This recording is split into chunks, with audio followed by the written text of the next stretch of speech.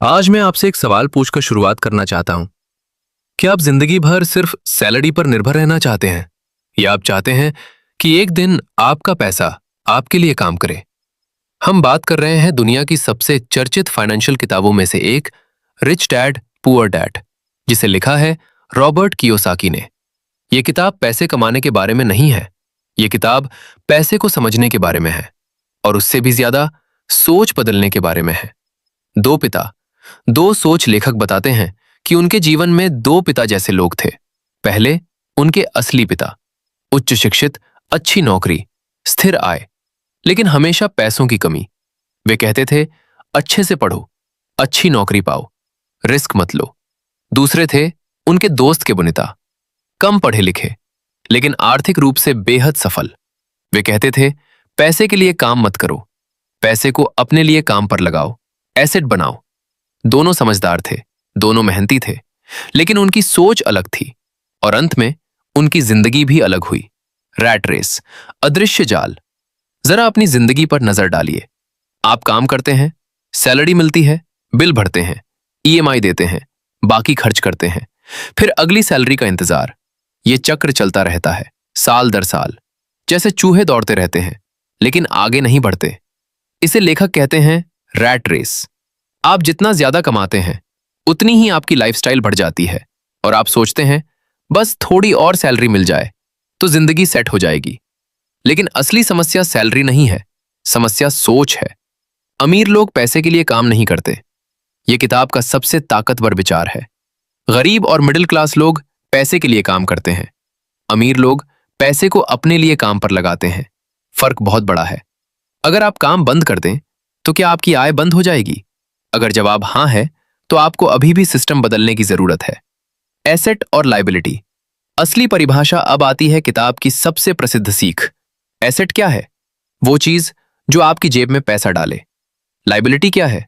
वो चीज जो आपकी जेब से पैसा निकाले। बस इतना सरल। लेकिन यही लोग गलती करते हैं। आप सोचते हैं, मेरा घर एसेट है। अगर वो हर महीने ईएमआई, मेंटेनेंस, टैक्स में पैसा ले रहा है, तो वो लायबिलिटी है। महंगी कार, अगर वो सिर्फ खर्च करा रही है, लायबिलिटी। लेकिन किराए की प्रॉपर्टी, एसेट। डिविडेंड देने वाले शेयर, एसेट। चलता हुआ बिजनेस, एसेट। अमीर लोग पहले एसेट खरीदते हैं, फिर एसेट से कमाई करके लाइफस्टाइल लेते हैं। मिडिल क्लास पहले लाइफस्टाइल खरीदता है, फिर पूरी जिंदगी ईएमआई चुकाता है। कैश फ्लो का खेल जिंदगी को एक डायग्राम की तरह सोचिए। गरीब व्यक्ति, आय से, खर्च से, कर्ज से और ज्यादा काम। अमीर व्यक्ति, आय से, एसेट से, अतिरिक्त आय से और एसेट। यही चक्र उन्हें आजाद बनाता है।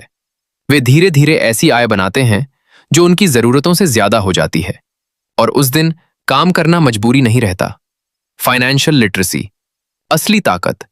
स्कूल हमें क्या सिखाता है? नौकरी कैसे पाएं, लेकिन ये नहीं सिखाता पैसा कैसे बढ़ाएं। अमीर लोग समझते हैं cash flow, balance sheet, income statement, tax structure, निवेश। वे कानून को समझते हैं और सिस्टम का फायदा उठाते हैं। ज्ञान डर को कम करता है। जब आप समझते हैं कि पैसा कैसे चलता है, तब आप उससे डरते नहीं। पहले खुद को पेमेंट करो। ये एक आदत है जो सब कुछ बदल देती है। ज्यादातर लोग क्या करते हैं? सैलरी आई, सबको पेमेंट, और जो बचा वो सेविंग। अमीर लोग क्या करते हैं? सैलरी आई, पहले निवेश, फिर खर्च। वे खुद को पहले पेमेंट करते हैं। यही आदत समय के साथ धन बनाती है। डर और लालच, दो भावनाएं लोगों को गरीब बनाए रखती हैं। डर, पैसा खोने का। लालच, जल्दी अमीर बनने का। डर आपको रोकता है, लालच आपको गलत फैसले दिलाता है। अमीर लोग क्या करते हैं? वे सीखते हैं, विश्लेषण करते हैं, फिर निर्णय लेते हैं। वे भावनाओं से नहीं, ज्ञान से चलते हैं। काम सीखने के लिए करो। लेखक सलाह देते हैं, ऐसी नौकरी मत चुनो जो सिर्फ पैसा दे। ऐसी नौकरी चुनो जो कौशल दे। सेल्स सीखो, कम्युनिकेशन सीखो, मैनेजमेंट सीखो, लीडरशिप सीखो, क्योंकि भविष्य में बिजनेस इन्हीं कौशलों से बनेगा। डिग्री नहीं, कौशल पैसा बनाते हैं। 4 तरह के लोग दुनिया में 4 तरह के कमाने वाले होते हैं। Employ, self employed, business owner, investor. ज्यादातर लोग पहले 2 में फंसे रहते हैं, लेकिन असली आर्थिक स्वतंत्रता बिजनेस ओनर और इन्वेस्टर में है। जहां आपका सिस्टम कमाता है और आपका पैसा बढ़ता है। बहाने मत बनाओ। लोग कहते हैं, मेरे पास पैसा नहीं है, मेरे पास समय नहीं है, रिस्क ज्यादा है। लेकिन सच्चाई, हर अमीर इंसान कभी शुरुआत में छोटा था। हर निवेशक ने छोटे कदम से शुरुआत की। फर्क सिर्फ इतना था, उन्होंने इंतजार नहीं किया।